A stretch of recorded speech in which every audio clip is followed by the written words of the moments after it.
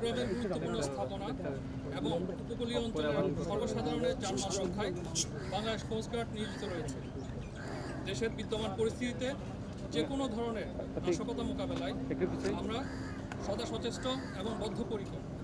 এ লক্ষ্যে আপনারা জানেন এখানে বিভিন্ন কেপিআই কি পয়েন্ট ইনস্টলেশন রয়েছে, তার মধ্যে চট্টগ্রাম বন্দর, Karnaphuli tunnel, KAFCO, TSP complex limited, Chattogram silo, অন্যান্য তেল শোধনাগার এবং মাতারবাড়ি গভীর সমুদ্র বন্দরের নিরাপত্তায় বাংলাদেশ কোস্টগার্ড নিরবিচ্ছিন্নভাবে কাজ করে যাচ্ছে। স্বাভাবিক করা এবং থানাসমূহের নিরাপত্তা নিশ্চিত করার লক্ষ্যে আমরা আমাদের টহল জোরদার করেছি।